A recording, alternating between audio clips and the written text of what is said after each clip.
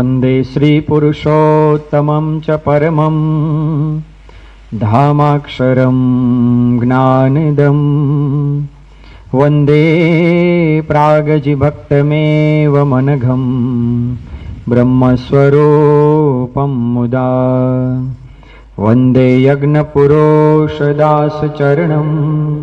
श्रीयोगिराजं तथा वन्दे श्रीप्रमुखं महन्तगुणिनं मोक्षाय भक्त्या सदा कायेन वाचा मनसेन्द्रियैर्वा बुद्ध्यात्मना वा प्रकृते स्वभावात् करोमि यद्यत् सकलं परस्मै नारायणायेति समर्पयामि स्वामिनारायणायेति समर्पयामि। આપણે સૌ એક સાથે જયનાથમાં જોડાઈશું। શ્રી સ્વામિનારાયણ ભગવાનની, અક્ષર પુરુષોત્તમ મહારાજની, ગુણાતીતાનંદ સ્વામી મહારાજની, ભગતજી મહારાજની, શાસ્ત્રીજી મહારાજની, યોગીજી મહારાજની, પ્રમુખ સ્વામી મહારાજની, महंत स्वामी महाराजनी जय, राधा कृष्ण भगवाननी जय, सियावर रामचंद्र भगवाननी जय, उमापति महादेवनी जय, सूरत अक्षरधाम महोत्सवनी प्रमुख स्वामी महाराज प्रमुख दिन अमृत महोत्सवनी આજનો દિવસ એટલે જેઠ સુદ ચોથનો દિવસ। આપણા સમગ્ર સંપ્રદાયની અંદર, ન કેવળ સંપ્રદાયની અંદર પરંતુ વિશ્વના ઇતિહાસની અંદર જેના દરેક લોકો ગૌરવભેર યાદ કરી શકે, વિશ્વના તમામ લોકો આજના દિવસમાંથી પ્રેરણા પ્રાપ્ત કરી શકે એવું ખરેખર આજના દિનનું મહત્વ રહેલું છે। બીએપીએસ સંસ્થાના સંસ્થાપક એવા શાસ્ત્રીજી મહારાજ એ જ્યારે પોતે અક્ષર પુરુષોત્તમ ઉપાસના પ્રવર્તન માટે એમણે વડતાલમાંથી મહાભિનિષ્ક્રમણ કર્યું અને પોતે એક પછી એક એવા અદ્ભુત મંદિરો પોતે બનાવતા હતા। શાસ્ત્રીજી મહારાજે પહેલું મંદિર બનાવ્યું બોચાસણની અંદર, બીજું સારંગપુરની અંદર, ત્રીજું આપણા જ ગોંડલની અંદર, ચોથું અટલાદરાની અંદર। આમાંથી ઘણા બધા મંદિરોના કામકાજ ચાલતા હતા અને એમાં શાસ્ત્રીજી મહારાજે નક્કી કર્યું કે હવે આપણે પાંચમું મંદિર એ ગઢપુરના ટેકરા ઉપર બનાવવું છે, કે જે ટેકરા ઉપર શ્રીજી મહારાજનો સંકલ્પ હતો, મહારાજના સંકલ્પ પ્રમાણે મંદિર આપણે કરવું છે। અને એ મંદિર પાછું જેવું તેવું નહીં પરંતુ સંગે મરમરનું આરસ પહાડનું મંદિર આપણે કરવું છે। એટલે પાંચમું મંદિરનું કામકાજ ચાલતું હતું ગઢપુરના ટેકરા ઉપર। હવે આટલી બધી આ સંસ્થાનો વિકાસ ચાલતો હતો અને એ વખતે શાસ્ત્રીજી મહારાજના મનમાં બહુ જ હતું કે આ સંસ્થાનો આટલો બધા મંદિરો, આટલો બધો સત્સંગ સમાજ, એટલે આનું ચોક્કસ પ્રકારનું બંધારણ કંઈક હોવું જોઈએ। શાસ્ત્રીજી મહારાજના મનમાં આ વાત ઘણા સમયથી રમતી હતી। એની સાથે સાથે શાસ્ત્રીજી મહારાજની દ્રષ્ટિ એક નવયુવાન સંત ઉપર પણ વારંવાર એ અમી વરસાવતી હતી। શાસ્ત્રીજી મહારાજ જ્યારે પોતે ચાણસદની અંદર જતા, વડોદરાની બાજુમાં ચાણસદ નામનું નાનકડું ગામ છે અને એ વખતે ચાણસદના હરિભક્ત મોતીભાઈ, અને એ વખતે મોતીભાઈના દીકરા એટલે શાંતિ ભગતના કુટુંબની અંદર પહેલેથી જ સત્સંગ હતો। મોતી ભગત પોતે સત્સંગી હતા, એમના ઘરમાં પણ બધાને ખૂબ સત્સંગ વ્યવસ્થિત પાકે પાયે હતો। શાસ્ત્રીજી મહારાજના વચને આખું કુટુંબ ન્યોછાવર થઈ જવા તૈયાર પણ હતું। અવારનવાર સેવા માટે વડોદરા બધા અટલાદરામાં મંદિરમાં કામકાજમાં જાય, એટલે આખું આ કુટુંબ છે ને સત્સંગના રંગે રંગાયેલું તો હતું જ। અને એમાં શાંતિ ભગત એ પોતે એવા એકદમ મિતભાષી, નિર્માની, જેવા નામ એવા જેના પાછા ગુણ પણ હતા। શાંતિ ભગત જ્યારે પોતે નાના હતા અને આખા ગામની અંદર દરેકને એના માટે ખૂબ આદર અને પ્રેમ હતો। કોઈ દિવસ કોઈની સાથે બોલવાનું થયું નહોતું, કોઈ દિવસ શરીરમાં કઈ બાધાબાધી કે ઝઘડા ઝઘડી કઈ થઈ નહોતી એમને। ઉલટાનું પોતે એમ વાત કરતા કે કોક ઝઘડતા હોય ને તોય મને ન ગમે, મારા મનમાં એમ થાય કે આ લોકો ઝઘડો કેમ કરતા હશે. તો નાનપણથી જ શાંતિ ભગતનું જીવન એકદમ મિતભાષી હતું, પોતે એકદમ ગુણિયલ હતા, નામ પ્રમાણે જ પોતે બધા શાંત પ્રકૃતિના હતા. ઘણી વખત નામ જીવાભાઈ હોય, પાછું કામ શું કરે, પોતે રાફડા ખોદવાનું. શાંતિ ભગત માટે એવું નહોતું, નામ પ્રમાણે જ એના જીવનની અંદર ગુણો એ વણાયેલા હતા. ધીમે ધીમે કરતા પોતે મોટા થતા હતા અને એકવાર પોતે ગામના ભાગોળે ક્રિકેટ રમતા હતા. શાસ્ત્રીજી મહારાજનો પત્ર આવ્યો એ વખતે, રાવજીભાઈ પત્ર લઈને પોતે આવ્યા. શાંતિ ભગતના મિત્રોએ નક્કી એવું કરેલું હતું કે આપણે છે ને ક્રિકેટ દરરોજ રમીએ છીએ, પણ આપણી ટીમના પોતાના કંઈક સાધનો હોય, એટલે કે બેટ છે, બોલ છે, સ્ટમ્પ છે, એ કંઈક આપણું બધું પોતાનું હોય તો આપણે સારી રીતે વ્યવસ્થા થઈ શકે અને સારી રીતે આપણે સુગમતાપૂર્વક રમી પણ શકાય. કોકનું આપણે માગવું ન પડે, સાયકલનું ટાયર રાખવું ન પડે, બેટને બદલે ધોકો ન રાખવો પડે, પાછો બધા વ્યવસ્થિત સાધનો હોય તો રમવાની પણ મજા આવે. એટલે ગામના બધા છોકરાઓએ ભેગા થઈને ફંડ ફાળો ઉઘરાવ્યો અને જે કાંઈ પૈસાની આવક થયેલી હતી એ શાંતિ ભગતને આપીને વાત કરી કે શાંતિ, તમે છે ને કામ કરો, તમે વડોદરા જાઓ અથવા તો પાદરા જાઓ અને ત્યાં જઈને તમે સાધનો બધા ખરીદી આવો. તમે જો નાનપણથી જ જવાબદારીપૂર્વકનું કામ કોને સોંપતા હતા? બધા નાનકડા શાંતિલાલને બધા સોંપતા હતા. શાંતિલાલ પોતે જતા હતા અને એ વખતે સામે રાવજીભાઈ મળ્યા. રાવજીભાઈ શાસ્ત્રીમાનો પત્ર એમને બતાવ્યો અને કહ્યું કે તમને શાસ્ત્રીજી મહારાજે આજ્ઞા કરી છે. કે શું આજ્ઞા છે? પત્ર વાંચો. પત્રમાં લખેલું હતું કે તમને આ પત્ર મળે ત્યારબાદ તરત જ તમારે સાધુ થઈ જવા માટે આવવાનું છે. જેવો પત્ર શાંતિલાલે વાંચ્યો ને તરત જ પોતે પાછા મિત્રો પાસે ગયા અને એમને કહ્યું કે પૈસા હવે તમે પાછા રાખો, મારે હવે આગળ ખરીદી માટે જઈ શકાશે નહીં. એટલે બધાને થયું કે વળી શું થયું? આ અચાનક જ શાસ્ત્રીજી મહારાજનો પત્ર આવ્યો છે અને સ્વામીની આજ્ઞા છે કે હવે તારે સાધુ થઈ જવા માટે આવી જવાનું છે. બધાને થયું ખરો આટલી મોટો નિર્ણય અને એકદમ પલક વારમાં લઈ લીધો. શાંતિલાલે તો સાધુ થઈ જવું કઈ હેલી વાત થોડી છે. આ તો ઘર બહાર મૂકવાનું, કુટુંબીઓને મૂકવાના છે. એક વખત ઘરનો ત્યાગ કર્યા પછી પાછું કઈ ઘરે પાછું આવવાનું નથી. આ કે 6 મહિનાનો કોર્સ તો કઈ નથી કે ભાઈ 6 મહિના પૂરા એટલે પાછા આવતા રહેશું. આ તો આજીવન ઘરનો ત્યાગ કરવાનો છે. બધા જ એકદમ અચંબામાં પડી ગયા અને બધાને થયું ખારો આટલો મોટો ત્યાગ ને શાંતિલાલ એમ કહે છે કે મારે હવે સાધુ થઈ જવાનું છે. પણ શાંતિલાલ પોતાના નિર્ણયની અંદર એકદમ અફર પોતે હતા. એમના મનમાં નાનપણથી જ શાસ્ત્રીજી મહારાજની આજ્ઞા થાય પછી બીજો કોઈ વિચાર ક્યારેય કરવાનો હોય નહીં, એવી ગુરુ ભક્તિના ગુણો નાનપણથી જ શાંતિ ભગતના જીવનની અંદર વણાયેલા હતા. પોતે ઘરે આવે છે, બધાને વાત કરે છે અને ઘરમાં તો સત્સંગ બધાને પાકે પાયે હતો જ. બધા ખૂબ જ આનંદ અને ઉલ્લાસથી બધાના મનમાં હરખ હતો કે ગુરુના ચરણોની અંદર આપણો આ લાડક વાયો દીકરો એ હવે અર્પણ થવા માટે જઈ રહ્યો છે અને ના કેમ પડાય. શાંતિલાલ પોતે કહેતા કે ઘરે તો બધા રાજી જ હતા, કોઈને કે એમાં વિરોધ કે એવો કંઈ વાંધો હતો જ નહીં. માતુશ્રી પણ બહુ પોતે રાજી હતા અને એ માતુશ્રીએ કંસાર બનાવ્યો, શાંતિલાલના મોઢામાં કંસાર મૂક્યો અને વાત કરી કે કાયમને માટે શાસ્ત્રીજી મહારાજની આજ્ઞામાં તું રહેજે, એ જેમ કેમ આપણે કરવાનું છે, બસ એની આજ્ઞા વિરુદ્ધ એ આપણે કોઈ કામ ક્યારેય કરવાનું નહીં. આવી અદ્ભુત મીઠી શિખામણો આપી માતા પિતા એ શાંતિ ભગતને પોતે વિદાય આપે છે. આપણી ગુરુ પરંપરાની અંદર જો કોઈને સૌથી સહેલી રીતે રજા મળી હોય ને તો એકમાત્ર આ શાંતિલાલ પોતે હતા. બાકી યોગી બાપાને પણ ઘણી બધી એના યોગી બાપાના માતુશ્રીને ઝીણા માટે ખૂબ જ પ્રેમ હતો. એને બહુ દુઃખ થયેલું હતું કે ઝીણાને મારે છોડ દેવાનું છે, આ ઝીણો મને મૂકીને જતો રહેશે. શાસ્ત્રીજી મહારાજને તો 2 વખત ઘરે પાછા લેવા હતા. ડુંગર ભગતને પાછા લેવા 2 વખત કે મેં તને રજા ન આપી સાધુ થવા માટે. આખી પરંપરાની અંદર તમે જો મોહન સાંઈ મહારાજને પણ ઘણી તકલીફ પડેલી હતી.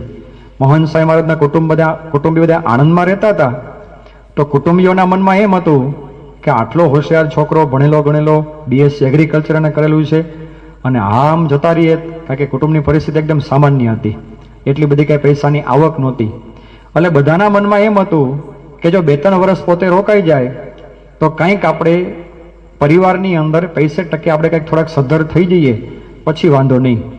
એટલે વિનુ ભગતને મોહન સાંઈને પણ રજામાં ઘણી તકલીફ પડેલી હતી. પણ આ પરંપરામાં આપણને દેખાય છે કે સૌથી સહેલી રીતે અને સરળતાપૂર્વક જો રજા કોઈને મળી ગયેલી હોય તો કોણ હતા? એ શાંતિ ભગત પ્રમુખ સ્વામી મહારાજ.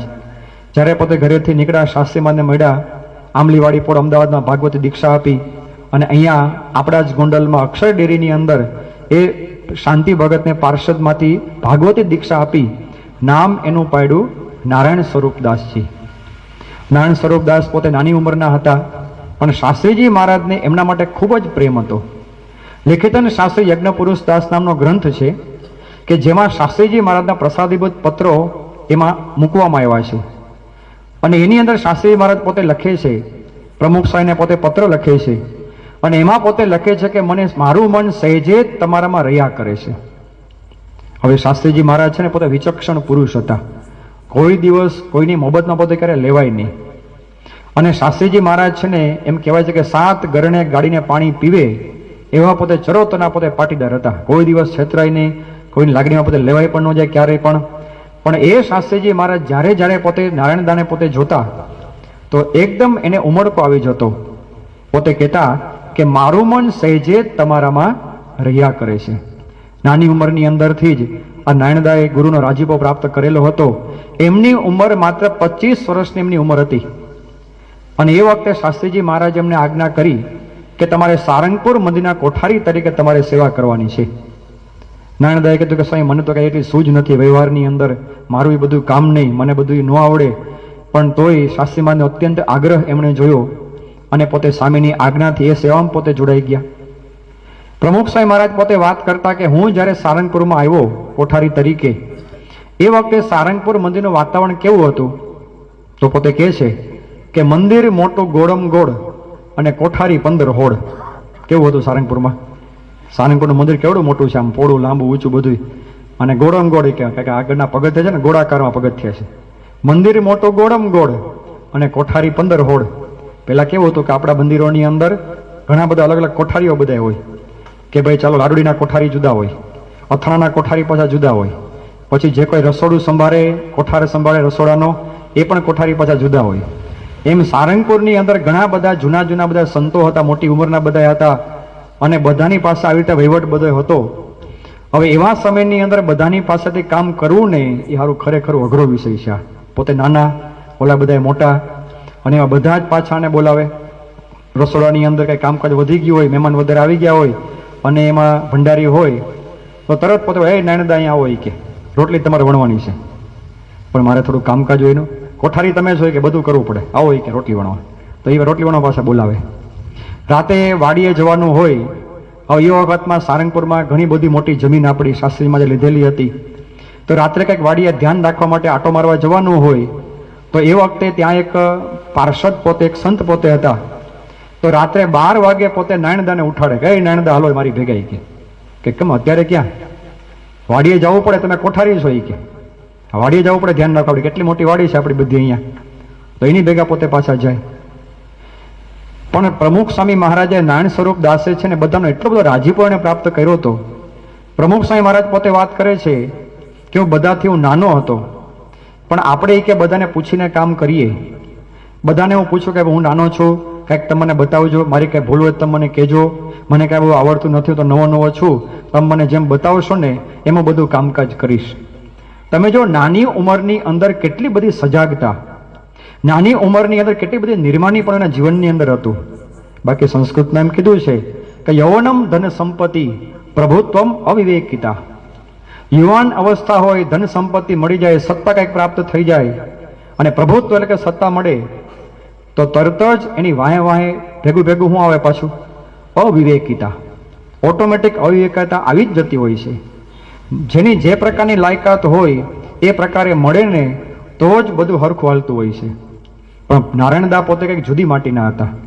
નાની ઉંમર હોવા છતાંય બધાનો પ્રેમ, બધાનો રાજીપો, બધાનો આદર સત્કાર એને પ્રાપ્ત કરેલો હતો.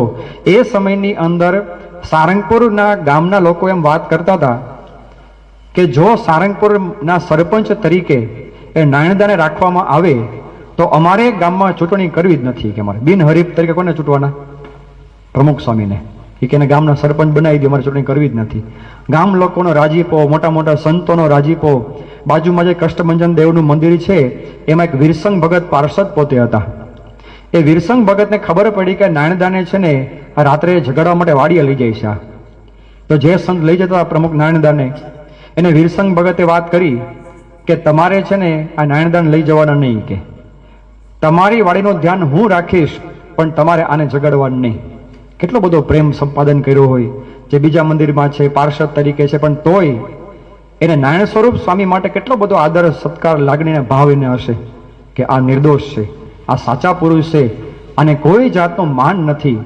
બધાનો આદર સત્કાર ઝીલતા ઝીલતા એ નાનદાતા પોતે સેવા કરતા હતા. સાથે સાથે શાસ્ત્રીજી મહારાજની સામે કાયમને માટે દ્રષ્ટિ એમની હતી. એક વખત દરેડમાં ગયા, દરેડ સ્ટેટ છે, ત્યાં ગઢડા ગામ, ગઢડા નીચે ગામ આવે છે. માત્ર ને માત્ર 2 જ ગામનું સ્ટેટ છે આ. કેટલા ગામ? દરેડ અને બાજુમાં મેદાણા ગામ, 2 ગામનું સ્ટેટ ખાલી. આ દરેડ સ્ટેટમાં શાસ્ત્રીજી મહારાજ પોતે અવારનવાર જતા.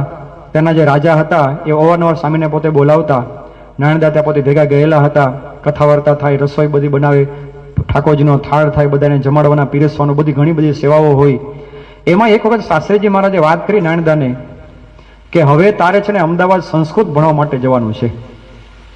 હવે જે વખતે શાસ્ત્રીજી મહારાજ એમને વાત કરે છે એ વખતે નારાયણ સ્વરૂપદાસ પોતે કઈ સેવામાં હતા? એની પાસે કઈ જવાબદારી હતી? કોઠારી તરીકે બધે જવાબદારીની પાસે હતી.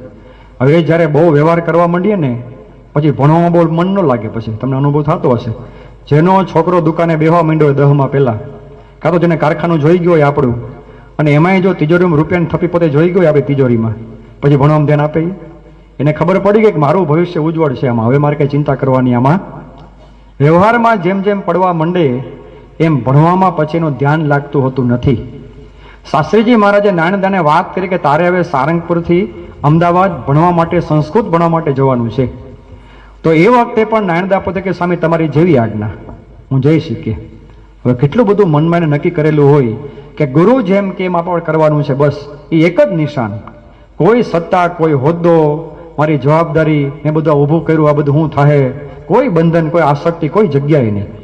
એક જ ગુરુ સામે નિશાન હોય ને તો જ ખરેખર આ પ્રકારનું જીવન જીવી શકાય. નારાયણ સ્વરૂપદાસ પોતે ત્યાં આગળ ગયા પણ ખરા. શાસ્ત્રીજી મહારાજને પછી 2-3 વર્ષનો પાછો વિચાર આવ્યો કે હવે આ સંસ્થા આટલી બધી મોટી થવા માંડી છે, આટલા બધા મંદિરો, આ બધો વિકાસ થવા માંડ્યો છે, કંઈકનું બંધારણ હોવું જોઈએ. અને એ વખતે સ્વામીના મનમાં વાત રમતી હતી કે આ સંસ્થાના પ્રમુખ કોને બનાવવા? તો સ્વામીના મનમાં એક જ હતા, એ હતા નારાયણ સ્વરૂપદાસ પોતે. અને સ્વામી બધા ટ્રસ્ટીઓને વાત કરી શાસ્ત્રીજી મહારાજે કે મારે નારાયણદાને પ્રમુખ બનાવવો છે. એટલે મોટા મોટા જે કે હરિભક્તો જૂના બધા હતા, બધાના મનમાં એમ હતું કે હવે આ નાનકડું છોકરું 28 વર્ષનું એ આવડી મોટી સંસ્થાનો ભાર કેમ ઉપાડે? કેટલા બધા મોટા જૂના વડીલ બધા સંતો છે, એમાંથી કોઈકને કંઈક આપવું જોઈએ આમાં.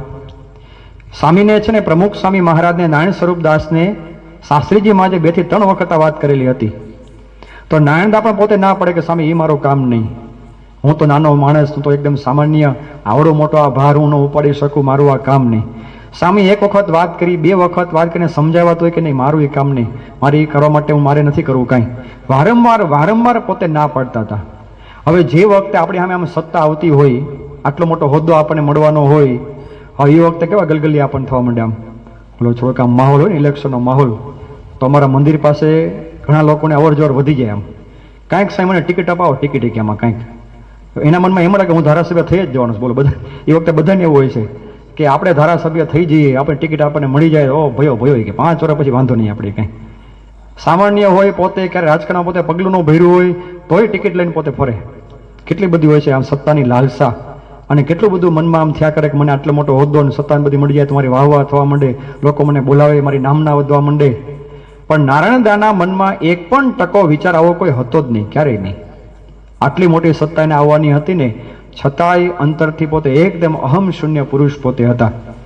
શાસ્ત્રીજી મહારાજે ચંપકભાઈ બેંકરને કહ્યું કે તમે એને સમજાવો. ચંપકભાઈ બેંકર અને સ્વામીને હેત સારું હતું. સ્વામીને ખબર હતી શાસ્ત્રીજી મહારાજને કે ચંપકભાઈ બેંકર કહેશે ને એ નાનદા એનું માની જશે. એટલે ચંપકભાઈ શેઠે બધી એને સમજાવ્યું કે સ્વામીની આજ્ઞા છે, રુચિ છે, કાંઈ વાંધો નહીં આવે, આપણે ક્યાં બધું કામ કરવાનું છે, બધું ભગવાન કરતા છે, એમ બધું એને સમજાવ્યું. અને પછી માંડ ન છૂટકે નાનદાએ પોતે હા પાડી વખતે. અને બરાબર 1950ની સાલ આજનો જ દિવસ, જેઠ સુદ ચોથ, 21મી મેનો દિવસ, આંબલીવાડી પોળ અમદાવાદની અંદર એ શાસ્ત્રી મહારાજ પોતે બેઠેલા હતા એક નાનકડા મકાનની અંદર. અને ત્યાં નાનદાને બોલાવ્યા. સ્વામીએ બધીને વાત કરી કે જો હવે તારે છે ને બધી આ સેવા કરવાની છે, ભાર બધો ભગવાન ઉપાડશે, તું ચાહે ચિંતા કરતો નહીં. એમ કહીને શાસ્ત્રીજી મહારાજે પોતાની ચાદર એ નાનદાને ઓઢાડી અને જોગી મહારાજ ત્યાં સામે પોતે બેઠેલા હતા. જોગી બાપાને વાત કરી કે તમે આને આશીર્વાદ આપો કે તમારા જેવા ગુણ એનામાં આવે. અને એ વખતે શાસ્ત્રીજી મહારાજ ચાદર ઓઢાડી ત્યારથી આપણને ભેટ પ્રાપ્ત થઈ પ્રમુખ સ્વામી મહારાજની. બોલો પ્રમુખ સ્વામી મહારાજની. પ્રમુખ સ્વામી મહારાજ પોતે એકદમ બહુ જ નિર્માનીપણે પોતે ઊભા થયા, બે હાથ એમને જોડ્યા અને એ વખતે એમણે વાત કરી ગુરુ સમક્ષ કે આ ગુરુ સમક્ષ હું પ્રતિજ્ઞા કરું છું કે મારા દેહની પરવા કર્યા વગર આ સંસ્થાને વફાદાર રહી હું કૃતકૃત્ય બનીશ. જે પ્રતિજ્ઞા એમને કરી છે ને એ પ્રતિજ્ઞા ખાલી એક જ દિવસ માટે આ પ્રતિજ્ઞા નહોતી. જ્યારથી એને પ્રતિજ્ઞા કરી છે ત્યારથી માંડી અને સમગ્ર જીવન આપણે જોઈએ છે એમનું, આ પ્રતિજ્ઞા એમણે પડે પડ એમણે પાડેલી છે. એમણે જીવનના છેલ્લા ક્ષણ સુધી એ પોતે આ વાત કરે ભૂલ્યા નહોતા. પોતે આદર્શ ગુરુ ભક્ત હતા. એકવાર પોતે બોલે ગુરુના વચનમાં ઝંપલાવવું ને એના મનની અંદર કાયમને માટે આ જ તમન્ના હતી. પોતે વાત કરે છે કે મારા દેહની પરવા કર્યા વગર આ સંસ્થાની સેવામાં હું કૃતકૃત્ય બની જઈશ. અને એ આપણને દેખાય છે. 74ની સાલની અંદર સ્વામી ત્યાં લંડનની અંદર અમેરિકાની અંદર હતા અને પોતે પધરામણી કરવા માટે જતા હતા અને પગમાં અવડ થઈ ગઈ મોજડી. જમણા પગની મોજડી ડાબા પગમાં આવી ગઈ, ડાબાની જમણામાં આવી ગઈ. અને સંતોએ આ જોયું કે આવું કેમ થયું. સ્વામીએ કહ્યું કે મને બહુ દેખાતું નથી, તાત્કાલિક લઈ જાઓ મારા ડૉક્ટરની પાસે. ડૉક્ટરે તપાસ કરી તો આંખમાં તો મોતિયો ઘણો બધો વધી ગયો હતો. ડૉક્ટરે કહ્યું કે જો તમે થોડાક મોડા એવા હોત ને 2-3 કલાક તો આંખ છે ને એમાં જામર થઈ જવાની હતી અને આંખ ફેલ થઈ જવાની હતી. સંતોએ કીધું કે સ્વામી તમે કેમ વાત ન કરી, તમને કેટલા દિવસથી છે? સ્વામી કે થોડાક દિવસથી લાગતું તો થોડું જેવું કે ઝાખું દેખાય છે, પણ તોય તમે વાત કેમ ન કરી?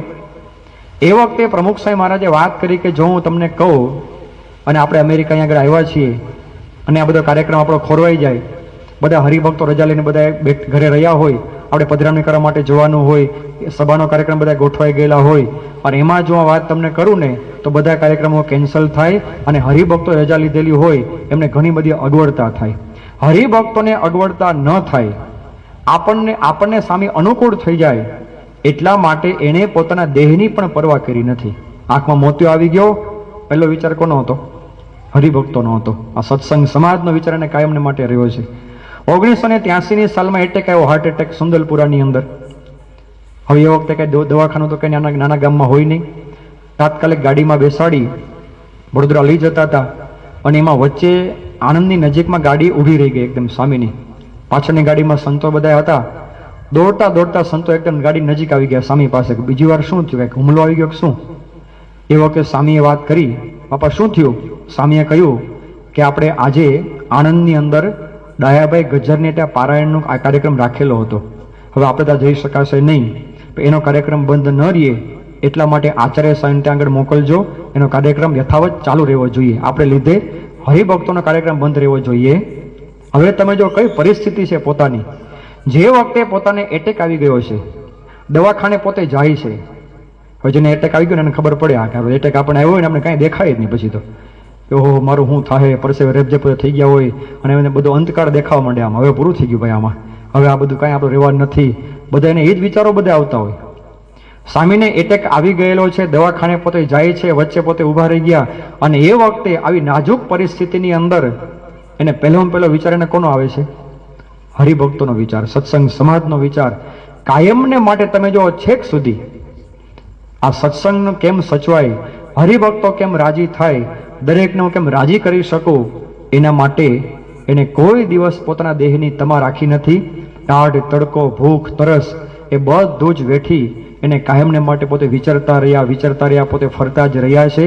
એના પ્રતાપે આજે આપણને આ સત્સંગ લીલો પલ્લવ આજે આ દેખાય છે. રામાયણમાં એક પ્રસંગ આવે છે કે જે રામચંદ્ર ભગવાન અને લક્ષ્મણજી સીતાજીની શોધ કરતા વનમાં જતા હતા અને એમાં પંપા સરોવરનો કિનારો આવ્યો.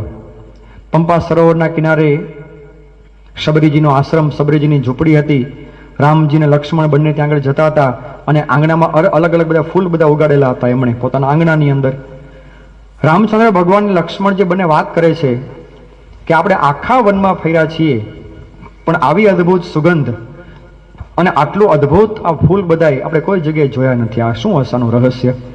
બંને જણા સબરીજીના આશ્રમમાં ગયા. સબરીજી પોતે એકદમ ભાવ વિભોર બની ગયા. કેટલા બધા વર્ષોની રાહ પોતે જોતા હતા. રામ રામ રામ દરરોજ પોતે બોલતા હતા. એ રામ આજે પોતાની સામે સાક્ષાત પોતે બેઠા છે. બહુ ભાવથી પ્રેમથી બોર ભગવાનને જમાડ્યા. એ વખતે રામચંદ્ર ભગવાન એને પૂછે છે કે વનમાં અમે બધી જગ્યાએ ગયા છીએ, પણ તમારા આંગણામાં આ જે ફૂલવાડી છે અને એમાં જે ફૂલની સુગંધ આવે છે એવી સુગંધ અમને બીજી કોઈ જગ્યાએ અનુભવેલી નથી. અમે આનું રહસ્ય શું છે? એ વખતે સબરીજી પોતે વાત કરે છે કે વર્ષો પહેલા અહીંયા આગળ મારા ગુરુ માતંગ ઋષિનો આશ્રમ હતો. ચોમાસાનો સમય નજીક આવેલો હતો અને એ વખતે વરસાદ આવવાની તૈયારી હતી. બળતણના લાકડા બધા બહાર ફળિયામાં પડ્યા હતા. ગુરુએ આજ્ઞા કરી શિષ્યોને કે લાકડા પલળી જાય એ પેલા લાકડા તમે અંદર બધા આશ્રમમાં લઈ લ્યો. પણ શિષ્યો કંઈક આળસુ હતા, એ કંઈને વાત માની નહીં. ગુરુજી જાતે પોતે ત્યાં આગળ બહાર ગયા, કછોટો વાળી, અને માતંગ ઋષિ પોતે સ્વયં એ લાકડા બધા અંદર લાવવા માંડ્યા. અને એ વખતે ગુરુના શરીરમાં કપાળમાં જે પરસેવો વળેલો હતો એ પરસેવાના બુંદ આ ફળિયામાં પડ્યા છે. અને એ બુંદ પડ્યા છે ને એમાંથી બધા ફૂલ થયા છે ને, એટલે આ ફૂલની અંદર મારા ગુરુનો પરસેવાની સુગંધ છે. એ ક્યાં આ ફૂલ એમને નથી આ બધા. એમ આ સત્સંગ સમાજ આજે આપણને જોવા મળે છે. લાખોનો આ સત્સંગ સમાજ, ગુણિયલ બધા હરિભક્તો, તપ, સમર્પણ, નિયમ, ધર્મ, સંપ, સુરતભાવ, એકતાની ભાવના, એકબીજા માટે ઘસાઈ છૂટવાની ભાવના, આ બધું જ જ્યારે આપણે જોઈએ છીએ ત્યારે એના મૂળમાં આપણને કોણ દેખાય? પ્રમુખ સાંઈ મહારાજ અને મહંત સાંઈ મહારાજનો પરસેવો પડ્યો છે ને ભાઈ, એટલા માટે બધું આ દિવ્ય, એટલા માટે બધું ગુણિયલ આપણને આ દેખાય છે. આ તો પ્રમુખ સાંઈ મહારાજની જેટલી વાતો કરી એટલી ખરેખર ઓછી છે. એમના જીવનમાંથી ખૂબ ખૂબ બધું શીખવા આપણને મળે એવું છે. અને જ્યારે જ્યારે ભગવાન અને સંતના ચરિત્રો આપણે સાંભળીએ છીએ એનાથી જ આપણું જીવન ખરેખર ઘડાય છે. આ કારણ કે આ શ્રવણ ભક્તિ છે ને એ બહુ શ્રેષ્ઠ ભક્તિ અને કહેવામાં આવી છે. ભાગવતની અંદર 9 પ્રકારની ભક્તિની વાત છે. 9દા ભક્તિ: શ્રવણમ, કીર્તનમ, વિષ્ણુ સ્મરણમ, અર્ચનમ, વંદનમ, દાસ્યમ, સખ્યમ, આત્મનિવેદનમ, પાદ સેવનમ. આ 9 પ્રકારની ભક્તિની અંદર તમે જુઓ, પહેલામાં પહેલી ભક્તિ કઈ કીધી? શ્રવણ ભક્તિ. કઈ કીધી? સાંભળવું ને એ પણ એક પ્રકારની ભક્તિ છે. જ્યારે જ્યારે ભક્તિની વાત કરવામાં આવે ત્યારે ત્યારે આપણા મનમાં ચિત્ર કેવું ખડું થાય? ભાઈ કોઈક લોકો ભજન ગાતા હોય, મંજીરા બંજીરા વગાડતા હોય, ઢોલ તબલા વાગતા હોય, એવું હોય તો આપણે શું કે ભજન હાલતા લાગે છે અહીંયા, એને આપણે ભજન માનીએ છીએ. પરંતુ તમે જો ભાગવતની દ્રષ્ટિએ જો આપણે વિચાર કરીએ તો ભગવાનની કથા વાર્તા સાંભળવી, ચરિત્રો સાંભળવા એ પણ એક પ્રકારની ભક્તિ છે. આ અને ખરેખર બહુ મોટું કામ આનાથી થાય છે. ગુણાતાન સાંઈ પોતે વાત કરે છે કે આ કથામાં આવીને આપણે બેઠા છીએ એ નવરા બેઠા છીએ માનવું, આપણે નવરા નથી બેઠા આગળ આવીને. સ્વામી કહે છે કે કરોડ કરોડ કામ થાય છે. કેટલા કામ થાય છે? કરોડ કરોડ કામ. ઘણા બધા જગતમાં માન્યતા કેવી છે કે ભાઈ સત્સંગમાં ને કથામાં કોણ જાય? તો ભાઈ જે લોકો નવરા હોય, જે લોકો નિવૃત્ત થઈ ગયેલા હોય, જેને કઈ ઘરે બહુ જવાબદારી ન હોય, કાં તો જે ઘરે નડતા હોય પછી આમ ટક કર્યા કરતા હોય, એ બધા ક્યાં જાય? એ બધા સભામાં જાય, સત્સંગમાં જાય, કથામાં બધા બેહે, એ પ્રકારે બધા જવું જોઈએ. પણ આપણે જેને જવાબદારી હોય, જેને બધું આમ કામકાજ હોય, એને કથામાં પહેલાં ન જાય. અને પહેલાં ક્યાં જવું જોઈએ? કારખાનું, દુકાન, ધંધો, વ્યવસાય એને બધું પહેલાં કરવું જોઈએ. જગતની અંદર કથા વાર્તાની, સત્સંગની આ પ્રકારની બધી માન્યતાઓ આપણને સાંભળવા મળે છે. એક ગામમાં એક દાદા હતા ને, દાદા 70 વર્ષની ઉંમર હતી. દાદા પોતે થેલી ખભે નાખીને ગયા, આમ એક બસની રાહે બેઠા હતા ગામના પાદરે, બસ સ્ટેન્ડે. બીજા એક ભાઈએ પૂછ્યું, દાદા કઈ બાજુ? કે હમણાં અરે બાજુના ગામમાં જવાનું છે. કે કેમ? ત્યાં અમારા વેવાએ ભાગવતની કથા બેહાડી છે, તો જરાક એને મોઢું બતાવી આવું. શું કીધું એને? સાંભળવા ન જતા પોતે મોઢું બતાવવા જ જાય. ખાલી વ્યવહાર સાચવવા માટે જ ઘણા કથામાં ખાલી જતા હોય છે. એને સાંભળવા કાંઈ નિસ્બત હોતો. તમે જો આપણે ઘણા બધા ઘરોમાં, આપણા મહોલ્લાઓની અંદર સત્યનારાયણની કથા બેસતી હોય છે. બહુ સારી વાત છે. એ એક પુરાણની કથા છે આ, અને એના દ્વારા પુરાણો બધા જાગૃત છે. બધા આપણા હિન્દુ ધર્મના શાસ્ત્રો છે ને, આવી નાની મોટી કથાઓ દ્વારા બહુ જાગૃત રહે છે. આપણે બધા પણ નાના મોટા અંશે ઓછામાં ઓછા એક વખત તો સત્યનારાયણની કથામાં ગયા જ હોઈશું. બરાબર છે ને? આમાં તમે બધા બેઠેલા છો તો સત્યનારાયણની કથામાં ગયા હોય એવા કેટલા? ઊંચી આંગળી કરો. 100%. જો ભરતભાઈ એમાં 100%. ચાલો સરસ. હવે તમે બીજો પ્રશ્ન પૂછું છું કે સત્યનારાયણની કથામાં આપણે બધા ગયા છીએ, હવે એ કથામાં શું વાત આવે છે તમારે મને કહેવાનું છે. ઊંચી આંગળી કરો. 100% એમાંય પાછું એમ. કેમ આવું થયું? આપણે જઈએ છીએ ખરા, પણ આપણી જગ્યા બેહવાની ક્યાં હોય છે? બહાર હોય છે બેહવાની, બરાબર ને? એ ઘરધણી વ્યવસ્થા જ એવી કરે છે આપણી પાસે, એ કે આને કાંઈ જરૂર નથી સાંભળવાની એમ. એ આપણને બહાર ફળિયામાં જ બેહાડે. મહિલા વર્ગ છે બધા અંદર બેસે, એ બધા કથા વાર્તા સાંભળે. ગોર બાપા પોતે અંદર બેઠા હોય અને જો એક ઝાલરનો ટકોરો મારે, ઝાલર વગાડે એટલે પહેલો અધ્યાય પૂરો થઈ ગયો. ફરી પાછી કથા ચાલુ થાય. એમ કરતા કરતા 5 વખત ઝાલર વાગે, આપણે ગણતા હોય બહાર બેઠા બેઠા પાછા. 5 વખત ઝાલર વાગે અને કથા પૂરી થાય, બોલે સત્યનારાયણ દેવની પ્રસાદ લઈને હાલતા ઘરે. પૂરી થઈ ગઈ કથા, પૂરી આપણી.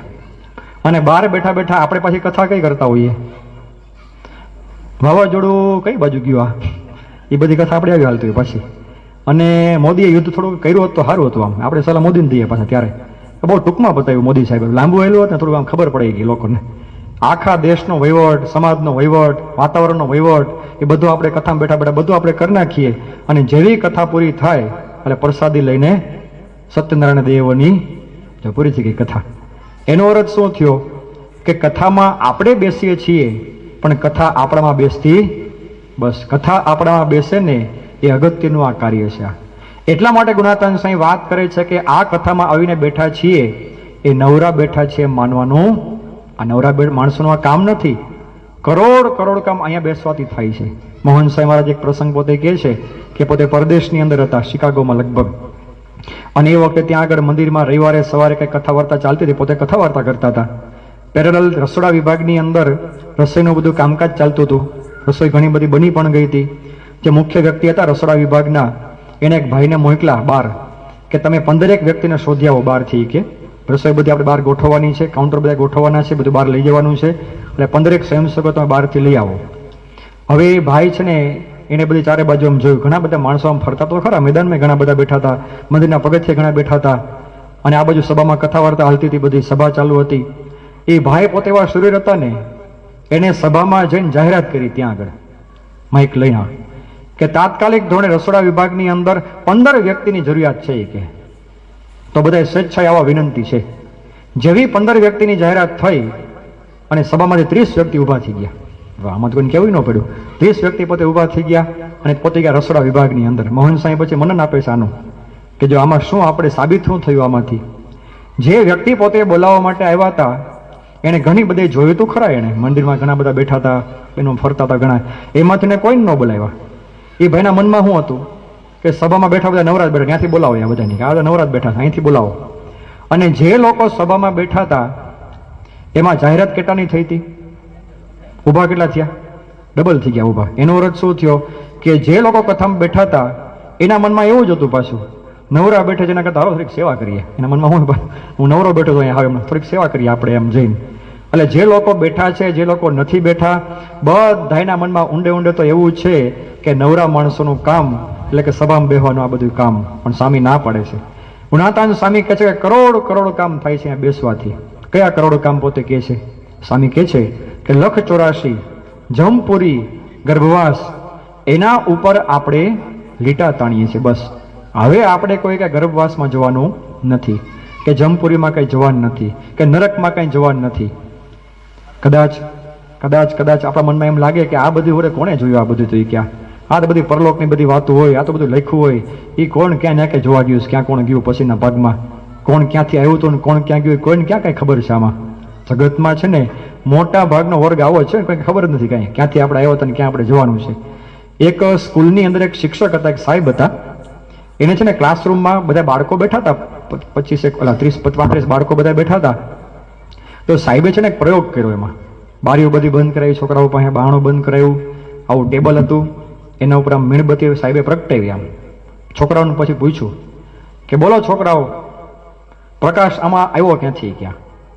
છોકરા મૂંઝાણા ખરું, આવું તો કઈ કોર્સમાં ક્યાં આવતું નથી, આવું આપણે આમ વિજ્ઞાનમાં નથી આવું કે મીણબત્તીમાં પ્રકાશ ક્યાંથી આવે. એક છોકરો બોલે કે સાહેબ બહારથી આવ્યો. બહાર ક્યાંથી આવે? કે બારીઓ બધી બંધ હતી, બારણું બધું બંધ હતું, બહારથી પ્રકાશ આવે જ નહીં. કે સાચું બોલો ખોટું બોલો? થોડા બધા ભેગા થયા છો, બોલો કે પ્રકાશ આવ્યો ક્યાંથી? છોકરા બધા મૂંઝાણા ખરું, આ જોરથી પૂછે છે. આનો જવાબ હું દેવો? કે ભણ્યા નથી આવું આપણે કાંઈ, સાહેબે ભણાવ્યું નથી આવું કંઈ આપણને. તાત્કાલિક આ ટેસ્ટ લેસ આવી આપણી. એમાં એક છોકરો છે ને આમ જોરદાર હતો, હોશિયાર ને આમ ખૂંખાર થોડોક હતો પાછો, તોફાની. એ તો એકદમ ધબ કરતા આવ્યો આગળ આમ ટેબલ પાસે. સાહેબને થયું કે શું કરશે? છોકરાએ છે ને જોરથી ફૂંક મારી, આમ મીણબત્તી ઓલવાઈ ગઈ. સાહેબ મૂંઝાણા કે આ શું કર્યું? છોકરાએ સાહેબને પૂછ્યું, હવે સાહેબ તમે બોલો કે આ પ્રકાશ ગયો ક્યાં? હવે સાહેબ હું બોલા આમાં પછી જગતની અંદર મોટા ભાગના માણસોને આવો જ અવઢવ છે બધાને, ક્યાંથી આવ્યા હતા ને ક્યાંથી ગયા. તમે લોકોને પૂછો ને ભાઈ આપણે ક્યાં જવાનું છે, મરી ગયા પછી તો ખંભા બોલાડે, આમ ખબર નહીં ક્યાં જવાનું હોય, એટલે એને એટલી ખબર નથી ક્યાં જવાનું છે આપણને. આપણા બાળ મંડળ નાનો બાળક હોય ને, બાળ મંડળ નાનકડો બાળક આપણો, એ બાળક પોતે સ્વામીની વાત બોલતો હોય. બોલો સ્વામિનારાયણ હરે સ્વામીએ વાત કરી છે, આપણે તો અક્ષરધામમાં જવું એવો એક સંકલ્પ રાખવો. લ્યો નાના બાળકોને બધાને આપણને ખબર છે કે આપણે કઈ જગ્યાએ જવાનું છે. કેટલી ઊંચી સ્થિતિ અને કેટલી મોટી વાત આ સત્સંગમાંથી આપણને શીખવા મળે છે. આપણે બહુ નિશ્ચિંત છીએ, બહુ ચોક્કસ આપણા બધા નક્કી થઈ ગયેલું છે કે મરી ગયા પછી હવે ગર્ભવાસ, જમપુરી, લક્ષ 84 એ કોઈ જગ્યાએ આપણે કઈ ભટકવા નથી, કોઈ જગ્યાએ જવાનું નથી, પણ અક્ષરધામમાં જવાનું છે ને એ વાત આપણા માટે આ પાકી થઈ ગઈ છે. તો સ્વામી પોતે એ વાત કરે છે કે અહીંયા આગળ બેસવાથી આ બહુ મોટું આ કામકાજ આ થાય છે. કદાચ કદાચ કદાચ કોકના મનમાં એમ હોય કે મારે કાંઈ ધામમાં જવાની ઉતાવળ નથી ભાઈ, કે મારે ઘણું બધું અહીંયા સુખ શાંતિ છે. હમણાં એકવાર મેં ગામમાં છે ને વાત કરી મવા પાસે કે ભાઈ આમાં છે ને આ લોકમાં કંઈ રહેવા જેવું નથી, આપણે તો અક્ષરધામમાં જવાનું છે ને તૈયારી બધી આપણે કરવી જોઈએ. તો એક ભાઈ મને કીધું કે સાંઈ મારે કાંઈ ઉતાવળ નથી જવાની કે ત્યાં. મેં કેમ તમે ઉતાવળ નહીં, મારે બધું રેડી સેટ છે ક્યાં બધું.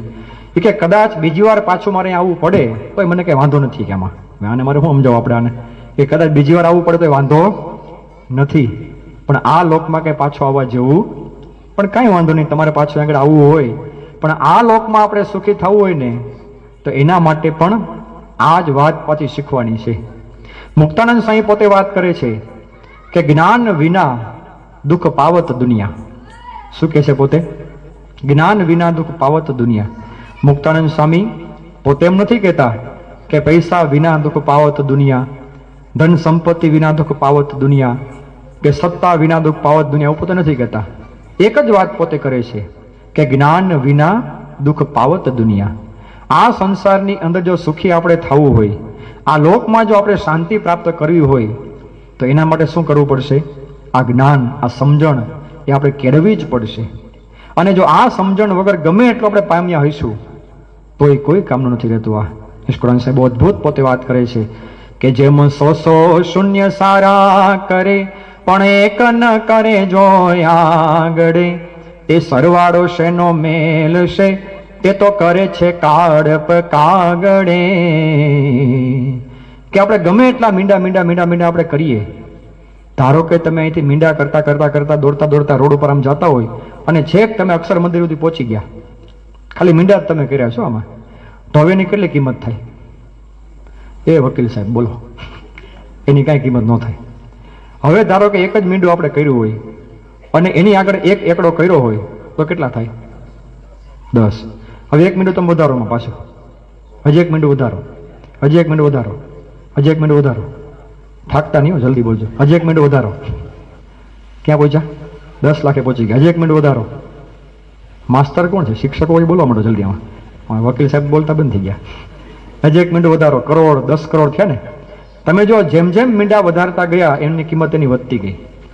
હવે ધારો કે 1 લાખમાં કેટલા મીંડા હોય? એકડાની પાછળ 5 મીંડા હોય. ફટાફટ બોલી ગયા એમાં તમે. 1 લાખની પાછળ એકડાની પાછળ 5 મીંડા હોય એમાં. હવે ધારો કે એમાંથી એકડો તમે ભૂસી નાખો તો કેમ ભાઈ? મીંડા તો બધા છે ને, એમાં તમે કેમ ના પડો છો?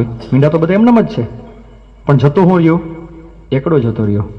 એમ આ જગતનું આપણે ગમે એટલું કામકાજ કર્યું હોય, આ જગતમાં ગમે એટલા સુખ સંપત્તિના સાધનો આપણે ભેગા કર્યા હોય, મોટો બંગલો બની ગયો, 4 ગાડી આવી ગઈ, બધું વ્યવસ્થિત સેટઅપ થઈ ગયું છે, આપણું કારખાનું, મિલકત, ધંધો, વ્યવસાય, બેંક બેલેન્સ બધું જ સારામાં સારું હોય, પણ જો એક ન કરે જો આગળે, તે કરે છે કારપ કાગડે. પણ જો એકડો નહીં કર્યો હોય ને, આ અધ્યાત્મ રૂપી એકડો, આ સત્સંગ રૂપી એકડો, આ ભગવાનની નિષ્ઠા રૂપી એકડો, એ જો નહીં આપણે ભણ્યા હોઈએ તો આ લોકની કોઈ સંપત્તિ કામમાં આવતી નથી.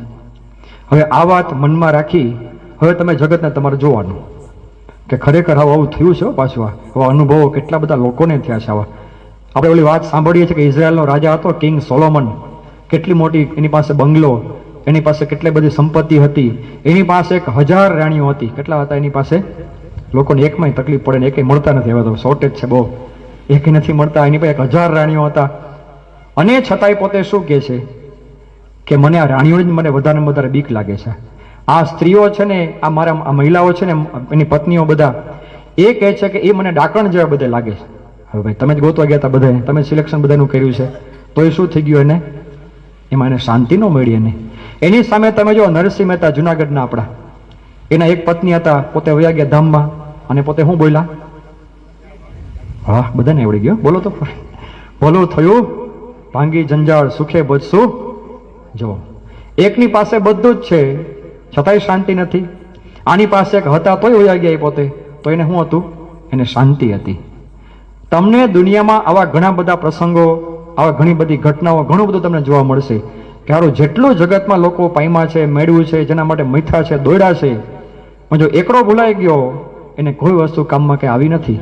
રાજકોટની અંદર લગભગ 20 વર્ષ પહેલા સૌરાષ્ટ્ર યુનિવર્સિટીના વાઇસ ચાન્સેલર સાહેબ, પોતે ઉપકુલપતિ પોતે કહેવાય, એની મોટી સત્તા કહેવાય પોતાની, એનો એકનો એક દીકરો, અને એ છોકરો MD ડોક્ટર થયેલો પોતે હતો, એકનો એક દીકરો. રાજકોટની અંદર સારા વિસ્તારમાં એનો 2 કરોડનો પોતાનો બંગલો, એની પાસે 4 4 વ્હીલ ગાડીઓ હતી, છોકરાની સારામાં સારી પ્રેક્ટિસ ચાલતી હતી. હવે એ 2 કરોડના બંગલાની અંદર બાપ દીકરા વચ્ચે કંઈક ઝઘડો, કંઈક બોલાબોલી થઈ ગઈ, અને છોકરાએ પોતાના ખિસ્સામાંથી પિસ્તોલ, રિવોલ્વર કાઢી પોતાના સગા બાપને ગોળીઓ મારી અને મારી નાખ્યા. હવે પોતે કોણ હતા? મારનાર વ્યક્તિ કોણ હતા? ડિગ્રી હતી એની પાસે, ડિગ્રી હતી, બંગલો હતો પોતાનો, એની પાસે 4 વ્હીલ ગાડી હતી. આ લોકની દ્રષ્ટિએ આપણે જોઈએ ને તો કોઈ જાતની કંઈ ખામીની કંઈ હતી જ નહીં, પણ છતાંય આપણને દેખાય છે કે કાંઈક વસ્તુ ખૂટે છે. બસ જ્ઞાન વિના દુઃખ પાવત દુનિયા. અમેરિકાના બહુ મોટા ડાન્સર માઇકલ જેક્સન, ઘણા બધા ઓળખતા હશો તમે. હવે એની કેટલી બધી નામના હતી, એની પાસે કેટલો મોટો હોનાનો પલંગ હતો, મોટા એની પાસે સંપત્તિ બધી હતી. 40 સેકન્ડની પોતે જાહેરાત આપે, શૂટિંગ એનું કરે 40 સેકન્ડનું ખાલી, એના પોતે 45 કરોડ રૂપિયા પોતે લેતા હતા. એના શોમાં જવા માટે લાખ લાખ રૂપિયાની ટિકિટો હતી વખતની અંદર. 1996ની સાલની અંદર જ્યારે પોતે ભારતમાં મુંબઈમાં પોતે આવેલા, એરપોર્ટમાં પોતે ઉતર્યા એરોપ્લેનમાંથી નીચે, લોકોને ખબર પડી કે માઇકલ જેક્સન પોતે મુંબઈમાં આવ્યા છે. લોકો બધા ઉમટી પડ્યા, હજારો માણસો ચારે બાજુ ફરતા હતા, અને કુકિયારીઓ બધા બોલાવે, સીટીઓ બધા મારે, અને બધા શોર બકોર બધા કરે. માઇકલ જેક્સન જ્યારે પોતે બહાર આવ્યા ને, 1-2 વખતે હાથ મિલાવે ને, હાથ મિલાવતા પહેલા એક વ્યક્તિને જોઈ ગયા કે ત્યાં જ પોતે બેભાન થઈ ગયા, અને ઝઘડા પાણી બને આમ સાઈડ ઉપર. શું થયું? ઓહો, એ કે મારી સદે હે, મારી હગી આંખે મેં માઇકલ જેક્સનને જોઈ. કે ઓહો ભાઈ, એને એટલો બધો મહિમા પાછો. જેની સાથે હાથ મિલાવ્યા હતા માઇકલ જેક્સન ભાઈ એરપોર્ટ બહાર આવીને, એરપોર્ટમાંથી એ વ્યક્તિઓએ મહિનાઓ સુધી હાથ જ ન ધોયા. કેમ? પ્રસાદીના ગયા, પ્રસાદીના હાથી ગયા. આ હાથને માઇકલ જેક્સન બાપા ઈડા શીખ્યા ને, આ નો હાથ ધોવાય કે હાથ નો ધોયા લોકોએ. જે હોટલમાં પોતે રોકાયેલા હતા, એની ઓશિકાનું કવર એ વખતની અંદર 50,000માં વેચાયેલું હતું. ઓશિકો તો બાકી છે, હજી ખાલી કવર જ વેચાણું 50,000ની અંદર. તમે જુઓ કેટલી નામના હતી એની પાસે, કેટલી બધી સંપત્તિ એની પાસે. લોકો એના માટે આમ તલ પાપડો આખી રાતોની રાત લોકોને જોયા કરતા હતા. પણ એ વ્યક્તિ પોતે લખી ગયા છે એની બાયોગ્રાફીની અંદર કે આઈ એમ ફિલિંગ અલોનલી. આટલી બધી વસ્તુઓ, આટલા બધા લોકો મને જોવે છે, પણ મને સતત એકલતાનો અનુભવ થાય છે. પછી આગળ પોતે લખે છે, તમને લોકોને એમ લાગતું હશે કે આખા અમેરિકામાં હું સુખી છું, પરંતુ આખા અમેરિકાની અંદર મારા જેવો દુઃખી બીજો કોઈ નથી. પછી આગળ કહે છે, સોરી, હું એ સુધારો કરે છે પોતે આગળ જ, કે ખાલી અમેરિકાની અંદર નહીં, આખી દુનિયાની અંદર મારો જેવો દુઃખી બીજો કોઈ વ્યક્તિ નથી. લ્યો, શું કરવાનું? બધી જ વસ્તુ એની પાસે છે, છતાંય તમે જો એને કઈ શાંતિ હતી? એની સામે તમે જો નિષ્કુળાનંદ સ્વામી, આપણા પરમહંસ થઈ ગયા શ્રીજી મહારાજના, કે જે નિષ્કુળાનંદ સ્વામી વૈરાગ્ય મૂર્તિ પોતે હતા, પોતે ભિક્ષા માગીને નિર્વાહ એટલે કે ચલાવતા હતા પોતાનું ખાવા પીવાનું. એ વખતમાં કઈ મંદિરો એટલા બધા હતા નહીં. ગામના રામજી મંદિરના ચોરે સુઈ જવાનું હોય, નદી કિનારે પોતે સુઈ જતા હતા. લોકો બધા હળધૂત પાછા કરે, અપમાન કરે, લોકો પાછા ગાળો દે કોક ગામની અંદર, માગી માગીને બધું ખાવાનું હતું. આવા સમયની અંદર નિષ્કુળાનંદ સ્વામી પોતે શું કહે છે કે રાખપણું તો રહ્યું નહીં, કોઈમાં કહેશો કંગાલ, કોઈમાં કહેશો કંગાલ, નિર્ધનિયા તોય અમે નથી. મહામણ્યો છે માલ, મહામણ્યો છે માલ, ભાગ્ય જાગ્યા રે આજ જાણવા. નિષ્કુળાનંદ સ્વામી પોતે કેટલા બળના શબ્દો કહે છે. આમ તમે જુઓ તો એની પાસે કાંઈ નહોતું, છતાંય પોતે શું કહે છે? રાખપણું તો રહ્યું નહીં, કોઈમાં કહેશો કંગાલ, નિર્ધનિયા અમે નથી, મહા મળ્યો છે માલ. અમને સાક્ષાત ભગવાન મળી ગયા, ભગવાનની ઓળખાણ થઈ ગઈ. એમની આ સેવાને ભક્તિ મળીને એના કરતાં વિશેષ બીજી કોઈ વસ્તુ આ જગતની અંદર નથી. આ બધું આપણને બતાવે છે કે નિષ્કુળાનંદ સ્વામીને એકડો બરોબર ઘૂંટાઈ ગયેલો હતો, એકડો બરોબર, કે આ બરોબર આ જ કરવા જેવું છે. એકડો બરોબર કર્યા પછી તમે પાછા ગમે એટલા મીંડા વધારો એની કોઈ ના નથી. આપણે ગમે એટલા પછી મીંડા એમાં કાંઈ વાંધો નથી. કાચું મકાન હોય, પાકું મકાન કરો, એક મીંડું વધાર્યું. પાકા મકાન ઉપર પાછો માળ આપણે કર્યો, એક મીંડું પાછું વધાર્યું. ગોંડલમાં આપણું મકાન છે, રાજકોટ મકાન પાછું લીધું, ત્યાં એક મીંડું પાછું વધાર્યું. 4 વ્હીલ ગાડી એક હતી, પાછી બીજી લીધી, ઓડી પાછી એમાંય 4 બંગડી વાળી, કાંઈ વાંધો નહીં. 4 મીંડા વધારો એ કરે, 4 મીંડામાં હોય છે, 4 મીંડા પાછા વધાર્યા. મીંડા વધારવાની આપણા શાસ્ત્રો કોઈ ના નથી પાડતા આપણને. કર્મ કરવું એ કંઈ પાપ નથી. આપણે બધા જ સારામાં સારા સુખી બનીએ, બધાનો કુટુંબ પરિવાર સારો હોય, સંપત્તિ બધી હોય, બધું જ સારામાં સારું હોવું જ જોઈએ. બધું જ કરતા કરતા એકડો પાછો ભૂલાવવો જોઈએ. બસ એ કાયમ માટે યાદ રાખવાનું. અને એ એકડો ઘટાડવા માટે આપણા બધા શાસ્ત્રો છે કે જે વારંવાર આપણને આ માર્ગે દોરી જાય છે, આપણને માર્ગે પોતે સાવચેત કરે છે. અને ભગવાનના અને સંતના ચરિત્રો એના માટે જ છે કે જે આપણને સવડા માર્ગે, સાચા માર્ગે અને કાયમને માટે આ એકડો પકડાઈ રહે એના માટે આપણા શાસ્ત્રો છે. આપણા સંપ્રદાયની અંદર એવા મહાન શાસ્ત્રો છે કે જે આપણને સાદી સીધી સહજ ભાષાની અંદર બહુ મોટો ઉપદેશ અને મર્મ આપણને સમજાવે છે. આપણા સત્સંગની અંદર, સ્વામિનારાયણ સંપ્રદાયની અંદર એવા ઘણા બધા સાહિત્ય ગ્રંથો છે. બધા સંસ્કૃતની અંદર પણ છે, પછી બ્રજ ભાષાની અંદર પણ છે. આ બધા જ ગ્રંથો ઘણા બધા વર્ષોથી હતા, પરંતુ આચાર્ય પ્રવર વિહારીલાલજી મહારાજના મનમાં સંકલ્પ થયો કે ઘણા બધા શાસ્ત્રો સંસ્કૃતમાં છે, વ્રજ ભાષાની અંદર છે, કાવ્યાત્મક રીતે પણ લખાયેલા છે, પરંતુ ગામના સામાન્ય માણસો પણ વાંચી શકે, સમજી શકે એવી ગુર્જર ભાષાની અંદર, ગુજરાતીની અંદર જો કાંઈ ગ્રંથ લખાય તો એનાથી દરેકને ભગવાનના ચરિત્રનો પાન થઈને લાભ મળે. એટલે એ વખતે ગામોગામ જે કાંઈ બધા નંદ સંતો હતા, જે કાંઈ બધા હરિભક્તો હતા, એ બધાની પાસે પ્રસંગો બધા એકત્રિત કરવામાં આવ્યા. હવે આ ગ્રંથ લખવાનું કામ સોંપવું કોને પાછું? તો એ વખતના બહુ જ સારા સાક્ષર કવિ એવા કવિ દલપતરામ, એમને આ કાર્ય સોંપવાનો વિચાર થયો. દલપતરામ આપણે બધા જાણીએ છીએ કે બહુ સારા ગજાના પોતે કવિ, કે જેની કવિતાઓ આપણે બધા જ ભણી ચૂક્યા છીએ. પ્રાથમિક શાળાની અંદર જે નાના હતા આપણે અને ભણતા હતા, એ વખતે એક કવિતા આવતી હતી કે ઊંટ કહે આ સમામાં વાકા અંગ વાકા વાળા ઘણા, પોપટની ચાંચ વાકી, બગલાની ડોક વાકી, કૂતરાની પૂંછડીનો વાકો વિસ્તાર છે. એકવાર ઊંટ ભાઈ હતા ને, ઊંટ હાંડિયો એને આપણે કહીએ છીએ અહીંયા, હાંડિયો ગાડી, બરાબર ને, એની પાસે હાંડિયો કે બધા, એટલે હાંડિયો હતો.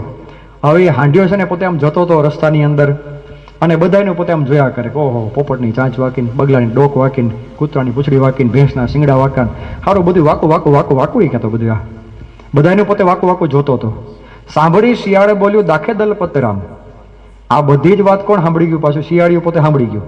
સાંભળી શિયાળે બોલ્યું દાખે દલપતરામ, અન્યનું તો એક વાકું આપના 18 છે. હું જોજો કરો બધાને, તમારું પેલા જુઓ, તમારા 18 અંગ વાકા છે.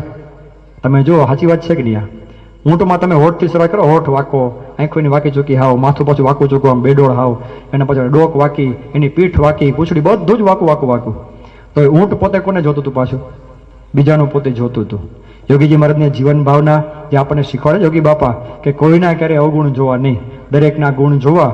ભેંસના શિંગડા ભેંસને ભારે, પોતે શું કહેતા? ભેંસના શિંગડા ભેંસને ભારે. યોગી બાપાની આ અદ્દલ ભાવના એ આ કવિતાની અંદર આ દલપતરામે પોતે રજૂ કરેલી છે. પણ તમે જુઓ એની રજૂઆત શૈલી કેટલી બધી અદ્ભુત છે. ઊંટના મિસે એને સમગ્ર માનવ જાતને સમજાવી દીધું કે આપણે કોઈના વાકા અંગો કે કોઈનું વાકું કે આપણે ક્યારે જોવાનું નથી. આપણે 18 વાકા હોય ને એ પહેલા આપણે જોવાના. તો આવા સિદ્ધ હસ્ત કવિ દલપતરામ પોતે થઈ ગયા. 1820માં એનો જન્મ થયો અને ત્યારબાદ બહુ નાની ઉંમરની અંદર 8 વર્ષની ઉંમરમાં એમને મહારાજના દર્શન થયેલા હતા. પોતે પોતાના ઓલામાં લખે છે પોતાના જીવનના લેખ વિશે કે પોતે 8 વર્ષની ઉંમરના હતા અને એ વખતે એક સંઘની સાથે પોતે ગઢપુર ગયા હતા અને દાદા ખાચરના દરબારના પદે ઊભા હતા એના સગાવાલા વડીલોની સાથે. શ્રીજી મહારાજ ત્યારે પોતે પધાર્યા, માણકી ઘડી ઉપર પોતે બિરાજમાન હતા અને એકદમ પોતે નીચે ઉતર્યા અને એ વખતે રાજા જોગ્યાને વાત કરી કે માણકીને પાવરો ચડાવી દેજો. આ જે કાંઈ 2-5 શબ્દો હોય કે મને સંભળાણા, પણ આ કવિ દલપતરામ પોતાની 72 વર્ષની ઉંમરે પોતે વાત કરે છે કે શ્રીજી મહારાજની એક કામણગારી મૂર્તિ, એમના મીઠા 2-5 શબ્દો એ આટલી મોટી ઉંમરે પણ હજુ મને ભૂલાતા નથી. એવું અજબનું આકર્ષણ એ મહારાજની મૂર્તિનું હતું. તો આ દલપતરામે પોતે નજરો નજર એ મહારાજને જોયેલા હતા. ત્યારબાદ ભૂમાનંદ સાંઈ પાસે પોતે વર્તમાન ગ્રહણ કરી અને સત્સંગી થયા. દેવાનંદ સાંઈની પાસે રહી અને પોતે પિંગળ વિદ્યા ભણેલા, કાવ્યશાસ્ત્ર પોતે ભણેલા હતા. અને એમ કરતા કરતા એણે ઘણી બધી રચનાઓનું સર્જન એણે પોતે કરેલું. અને એ વખતે બધાએ વિચાર એવો કર્યો કે આવા સિદ્ધહસ્ત કવિ પોતે જો આપણે આ સત્સંગી હોય તો એ જ લખે તો વધારે સારું. પણ એ વખતે સમય અને સંજોગ પાછા એવા હતા કે કવિ દલપતરામ પોતે 70 વર્ષની ઉંમરે સાવ અંધ થઈ ગયેલા હતા. આંખના અમે ઝાંખપ આવી ગઈ હતી, દેખાતું સાવ બંધ થઈ ગયું હતું. કંઈક દેખાતું કંઈક પોતે લખી શકે તો લખવું કઈ રીતે? તો દલપતરામે વાત કરી કે તમારે છે ને મારી પાસે પ્રસંગો બધા બોલવાના. મહારાજના ચરિત્રો બધા હોય કે મહારાજ આ ગામમાંથી આ ગામમાં ગયા, ત્યાં બધા આવો પ્રસંગ બન્યો. એ પ્રસંગ તમારે બોલવાનો અને એ પ્રસંગ હું સાંભળી અને હું જે કંઈ પછી બોલવા માંડું કાવ્યાત્મક રીતે એ લહિયા બધા લખી લેવાનું આ રીતે. હવે કેટલું બધું નોલેજ હોય અને કેટલી બધી કાવ્યોમાં એકદમ ફાવટ ને એકદમ પકડ હોય તો ખરેખર આ થઈ શક્યો. તમે આખો ગ્રંથ વાંચો, હરિલામૃતમ ગ્રંથ છે આ, આખો ગ્રંથ તમે વાંચો, કોઈ જગ્યાએ મીટરમાં કોઈ ફેરફાર નથી. મીટર એટલે કે જે જગ્યાએ જે લઘુ કે દીર્ઘ કે લઘુ જે કાંઈ શબ્દો હોવો જોઈએ એ પ્રકારે જ શબ્દો બધા મુકાયેલા છે. અંત્યાનુપ્રાસ, વર્ણાનુપ્રાસ, બધા પ્રાસ એક્ઝેક્ટ બધા મુકાયેલા છે. કોઈ જગ્યાએ કોઈ ભૂલ ન કાઢી શકે એવું અદ્ભુત આલેખન આ ગ્રંથનું થયેલું છે. હવે કોઈક આમ પ્રસંગો બોલતા જાય અને આપણે એને ઇન્સ્ટન્ટ પછી કાવ્યાત્મક રીતે કહી દેવાનું એ કેટલું બધું અઘરું છે. આ ધારો કે એમ સભામાં આપણે જાહેરાત કરવામાં આવે ગાયત્રીનગરની સભામાં કે આવતી સભામાં જે કંઈ બધા હરિભક્તો આવે ને બધાએ એક એક કવિતા લખીને આવવાની છે. કદાચ કોઈ કવિયામાં હોઈ પણ શકે, મને ખ્યાલ નથી, કદાચ કોઈ હશે ખરા. પણ ધારો કે આપણને એમ કહેવામાં આવે કે તમારે આવતી સભાની અંદર એક એક કવિતા લખીને આવવાની છે, તો આપણી કવિતા કેવી હોય? કોઈ દેખાડે નહીં એવી હોય. આમ ગમે એમ શબ્દો જોડ્યા હોય, આપણે અર્થ નીકળે ન નીકળે. કાલોડી કૂતરીને આવ્યા ગલુડિયા ચાર, કાળિયા ચાર ધોડિયા, પૂરું થઈ ગયું, હાલો કવિતા પૂરી આપણી લ્યો. આમાં હું બોધ મેળ્યો, આમાં હું કઈ નોલેજ મેળવ્યું? કાંઈ નહીં. દલપતરામના એક એક તમે વાક્યો વાંચો ને અદ્ભુત બોધ એમાંથી આપણે પ્રાપ્ત થાય છે. તો એ કવિ દલપતરામે હરિલામૃત ગ્રંથની આખી રચના કરેલી છે. હરિલીલામૃતમ એ શબ્દ જ આપણને સમજાવે છે કે ભગવાનની લીલારૂપી આ અમૃત છે. આ અમૃત મહારાજ પોતે ક્યાં ક્યાં ગયા હતા, કયા કયા ચરિત્રો એમાં કરેલા હતા, એ બધી જ વાતો એમાં લખાયેલી છે. અને વિશેષ આપણા ગોંડલ સ્ટેટ માટે બહુ આનંદની વાત તો એ છે કે આખા આ ગ્રંથની શરૂઆત આપણા ગોંડલના પ્રસંગથી થયેલી છે. પાછી આ શરૂઆત મૂળ પ્રસંગ અહીંયા એવો બને છે કે આપણા ગોંડલ સ્ટેટના રાજા સગ્રામસિંહજી બાપુ કે જેના નામની આજે પણ કોલેજ સ્કૂલ આજે પણ ત્યાં આગળ ઊભી છે, અત્યારે મેચ રમાય છે, ત્યાં મેળો ભરાય છે, એ આજે પણ એની આપણને સાક્ષીને આપણને યાદી અપાવે છે સગ્રામજી બાપુની. હવે એ સગ્રામજી બાપુના એકના એક દીકરા હતા પૃથ્વેન્દ્રસિંહ, પથુભાઈનું નામ હતું ટૂંકું નામ. અને એ પથુબા પોતે બહુ નાની ઉંમરની અંદર પોતે મૃત્યુ પામ્યા. આખા રાજ્યની અંદર બધાને બહુ દુઃખ થયેલું હતું અને બધા જ બહુ શોકની અંદર હતા.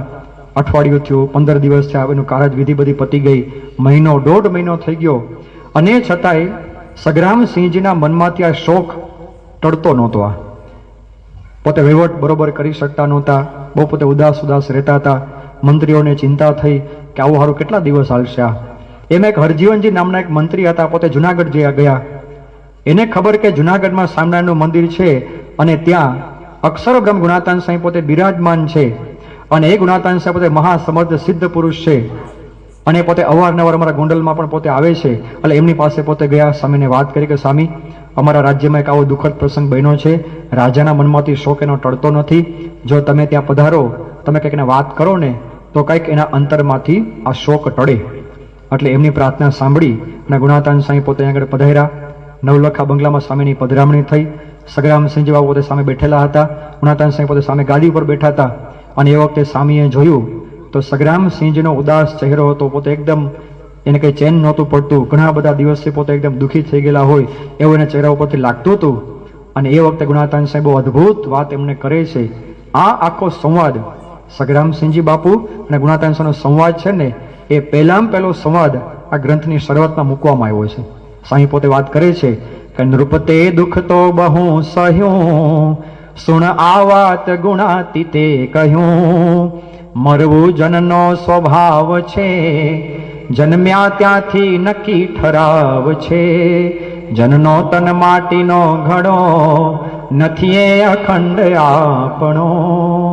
સ્વામી કહે છે કે હે રાજા, હું જાણું છું કે તમને ઘણું દુઃખ થયેલું છે, તમે બહુ શોકગ્રસ્ત થઈ ગયેલા છો, તમે બહુ વિષાદમાં ઊંડા ઉતરી ગયેલા છો, પણ એક વાત તમે ખાસ મનમાં નક્કી કરી રાખજો, મરવું જનનો સ્વભાવ છે. આ લોકમાં જેનો પણ જન્મ થાય છે દરેકનું મૃત્યુ નક્કી છે. આ લોક જ મૃત્યુલોક છે, ટાઇટલ જ મૃત્યુલોક આનું આપેલું છે. સ્વામી પહેલી વાત એને આ સમજાવે છે, વાસ્તવિકતાને સમજાવે છે કે મરવું જનનો સ્વભાવ છે, જન્મ્યા ત્યાંથી નક્કી ઠરાવ છે. જ્યારથી આપણો જન્મ થયો ત્યારે નક્કી શું થઈ ગયેલું છે, એક દિવસ આપણે બધાએ જતું રહેવાનું છે. બહુ અઘરી વાત લાગશે, કદાચ નહીં પણ ગમે, પણ નક્કી તો છે જ સારું, એનું કોઈનું કે એમાં હાલે એમ નથી. કયું વર્ષ છે, કયો મહિનો છે, આપણને કોઈને ખબર નથી, પણ 7 વારમાંથી એક વાર નક્કી છે. બરાબર વકીલ છે, વકીલની સાક્ષી વાત કરી છે મેં. 7 વારમાંથી એક વાર નક્કી થઈ ગયેલો છે, સોમ મંગળ બુધ ગુરુ શુક્ર શનિ રવિ, 7 વારમાંથી એક વાર નક્કી છે કે બધાએ આ દુનિયામાંથી એક વખત જવાનું છે. આવી અદ્ભુત વાસ્તવિકતાની વાત, સાંખ્ય જ્ઞાનની બધી વાતો એ ગુણાતાન સાંઈ પોતે સગ્રામસિંહજી બાપુને કરે છે. તો આ ગ્રંથની શરૂઆત એક આવા શુભ ઉપદેશમાંથી થયેલી છે. ત્યારબાદ આગળ વધતા વધતા ઘણા બધા ચરિત્રો આ ગ્રંથની અંદર એ ગૂંથવામાં આવેલા છે.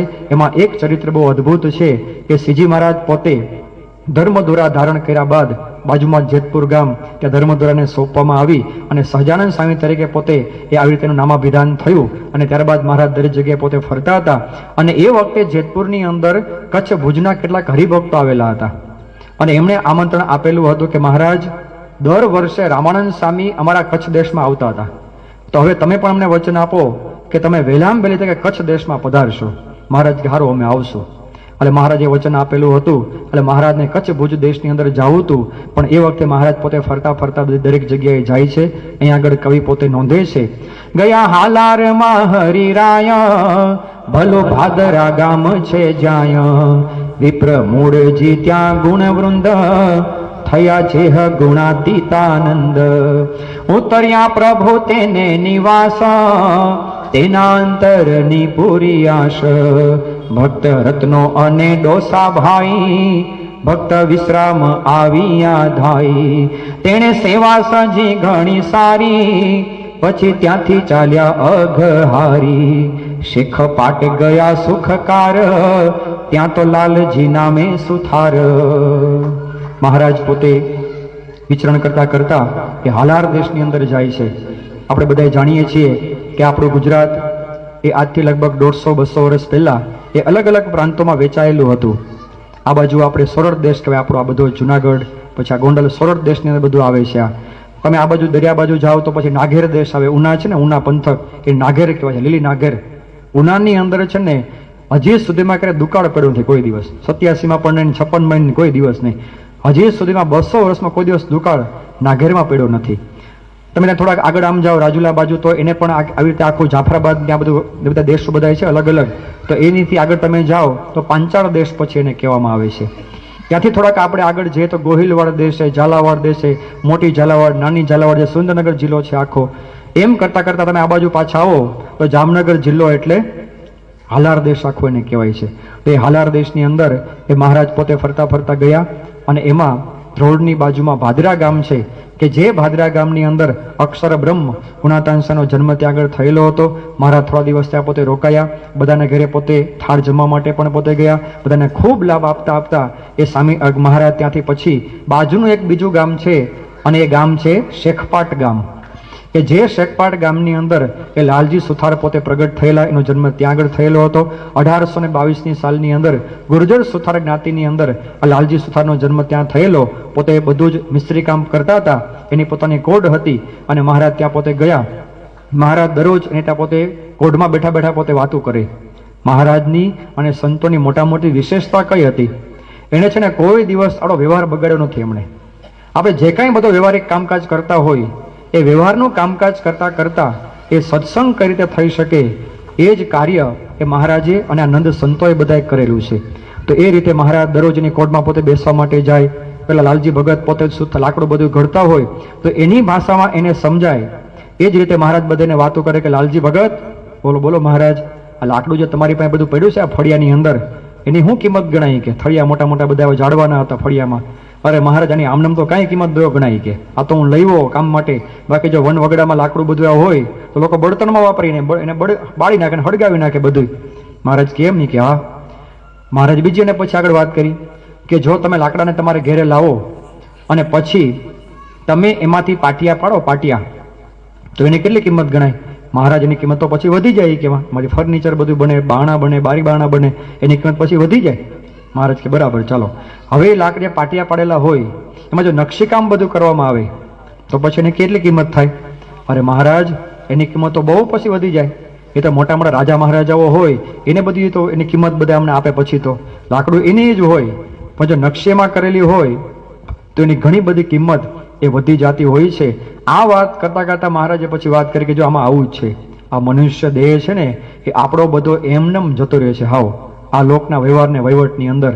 પણ જો આને આ જ મનુષ્ય દેહ વડે જો સદગુણોનું નકશીકામ કરવામાં આવે, અંદર જો મૂલ્યોને ગૂંથવામાં આવે તો આને આ જ મનુષ્ય દેહ છે ને એ મોક્ષના કામમાં આવી જતો હોય છે.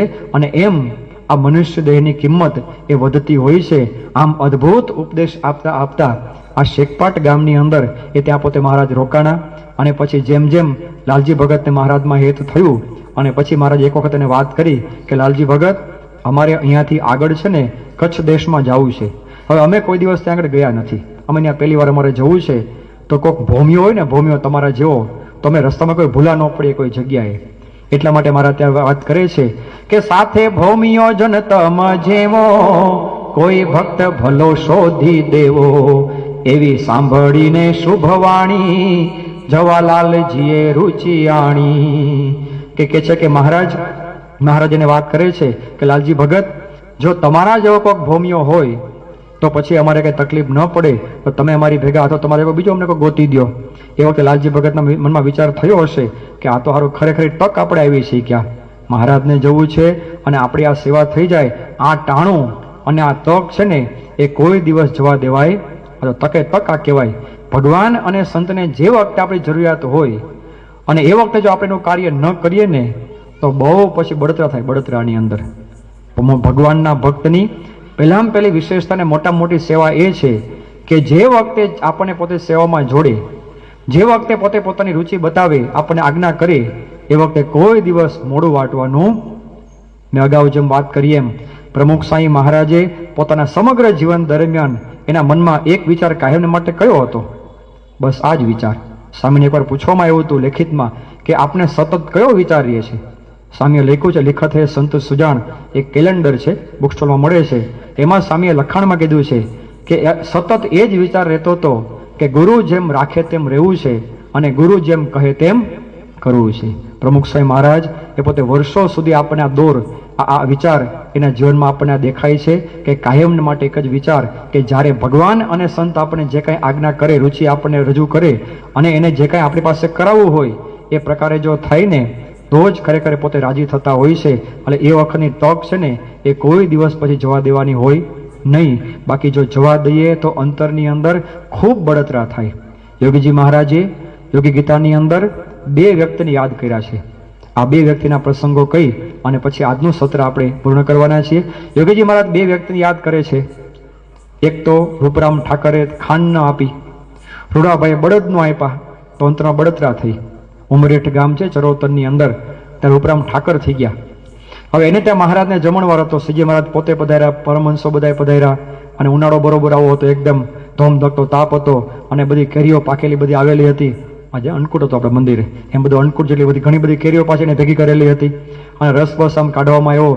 સંતો બધા પંગત નાખીને બેસી ગયા. મહારાજે બધા સંતો પહેલા પીરસી દીધું અને મહારાજ પછી પોતે થાળ આરોગવા માટે બેઠા અને મહારાજે છાલિયામાં જેવો પેલો હબડકો ભેરો રસનો અને એટલો બધો ખાટો રસ હતો ને, રૂપરામભાઈ ત્યાં પોતે સામે જ ઉભા હતા પાછા. મહારાજે કીધું કે રૂપરામભાઈ થોડી ખાંડ લઈ આવો. ખાંડી કે એ કઈ બોલે નહીં, કઈ ચાલે નહીં, ઊંધું જોઈ ગયા આમ પાછું. મહારાજ કે રૂપરામભાઈ તમને કહું છું ખાંડ લઈ આવો. ખાંડ. હા મહારાજ વાત તમારી સાચી કે એટલું જ ખાલી બોલ્યા પોતે, તોય પોતે હલે નહીં, જાય નહીં ખાંડ લેવા માટે પાછા. મહારાજ કે તમને હું કહું છું આ રસ કેટલો બધો ખાટો છે ગયા. હા તમે જોવો જ ખરા જરાક. મહારાજ તમારી વાત સાચી, કેરી થોડી ખાટી આવી ગઈ છે કે તમે જોઈને જ બધી લીધી હતી, પણ થોડી અમુક ખાટી આવી ગઈ છે આમાં. ડાઈ વાત બધી પોતે કરે, ખાંડ લેવા માટે પોતે જાય નહીં. મહારાજ કે તમે ખાંડ લઈ આવો, નાખીએ આમાં બધામાં તો ખરકો ગળ પણ આવે, થોડુંક આમાં આવે. મહારાજ બધી વાત તમારી સાચી, પણ અમારી નાતની અંદર જમતી વખતે ઉપરથી ખાંડ લેવાનો રિવાજ નથી ગયા, એટલે હું એ નહીં આપું તમને. પૂરું થઈ ગયું. મહારાજ કે તમે જરાક જોવો જ ખરા ભાઈ, આ સંતોને બધાને રસ પીરસો છે હમણાં, અને બધાય હબડકા ભર્યા પથ્થરમાં, બધાની ચોટલી અધર થઈ ગઈ છે, એવો ખાટો રસ છે, અને તમે ના પડશો ખાંડ આપવાની. મહારાજ વાત તમારી બધી સાચી, પણ ખાંડ હું આપી શકું, અને ખાંડ ન આપી તો એને ન જ આપી. બોલો, આખી રસોઈ આપી આટલી મોટી, કેરીનો રસ ને પૂરી ને શાક ને દાળ ભાત ને બધું હતું, પણ એક બે વાટકી ખાંડ પોતે આપી શક્યા નહીં. યોગી બાપા એને કહે છે કે રૂપરામભાઈ ખાંડ ન આપી અને બળતરા થઈ છેલ્લે. પછી એને મને વિચાર આવી ગયો કે મહારાજ સાક્ષાત મારે ત્યાં પધાર્યા હતા, એને ખાલી મારી પાસે ખાંડ જ માંગી હતી, અને ખાંડ ક્યાં 2 ગુણ માંગી હતી મારી પાસે, કેટલી માંગી હતી? 2-3 વાટકી ખાલી ખાંડ માંગી હતી, પણ એ વખતે હું આપી શક્યો નહીં. મને લોકલાજ મને નડી, અને ભગવાનને હું રાજી કરી શક્યો નહીં. પછી તો એના અંતરની અંદર આ બળતરા મટતી જ નહોતી, અને ખૂબ બળતરા પછી થઈ. બીજી વાત યોગી બાપા કરે છે કે રૂડાભાઈ બળદ નો દીધા. ગારિયાધારની બાજુમાં વેડાવદર ગામ છે, અને વેડાવદર રૂડાભાઈ થઈ ગયા. એક વખત પોતે મહારાજને મૂકવા માટે ગઢપુર જતા હતા, પોતે ગાડું ચલાવે, મહારાજ પોતે ગાડામાં બેઠા હતા. ગાડામાં બેઠા બેઠા મહારાજને વાત કરી કે રૂડાભાઈ, આ તમારા બળદ બહુ સારા છે. હા મહારાજ, તમારી બહુ દયા મારી, કે બળદ સારા મળી ગયા મને. બીજી વાર થોડાક પાછા આગળ મહિલા, બીજી વાર પાછી મહારાજને વાત કરી કે રૂડાભાઈ, તમારા બળદ બહુ સરસ છે, અમને બહુ ગમે છે. હા મહારાજ, ખરેખર તમારી દયા, કે તમારી કૃપા હોય તો જ આવા સારા બળદ મળે, બાકી ન મળે કે અત્યારે આવા બળદ. ડાય વાત ને મીઠી મીઠી વાત બધી પોતે કરે. 3 વાર કીધું, 4 વાર મહારાજ તોય પોતે સમજા નહીં. ગઢપુર આવી ગયું, મહારાજ પોતે નીચે ઉતરી ગયા ગાડામાંથી.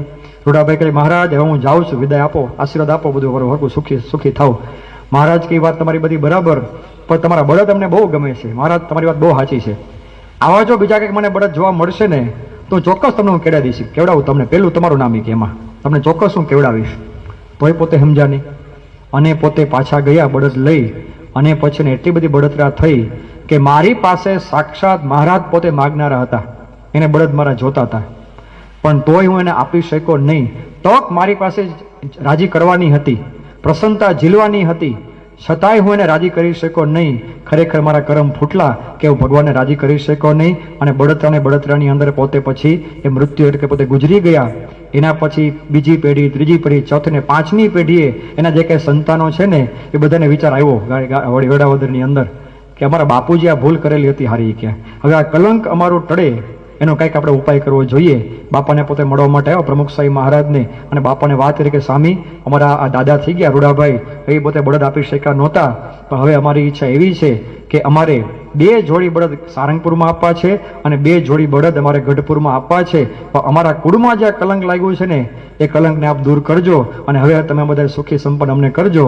તો એનું 5મી પેઢીએ પછી બળદ એને મળ્યા. આવે એની 5મી પેઢીએ પછી એ બળદ આપવામાં આવ્યા. પણ કહેવાની વાત એ છે કે જે સમયે ભગવાનને સંત આપણને જે કંઈ આજ્ઞા કરે, રુચિ બતાવે, એ પ્રમાણે જો મંડી પડીએ તો ખરેખર એ પ્રસન્નતાના પાત્ર એ આપણે બધા બની જતા હોઈએ છીએ.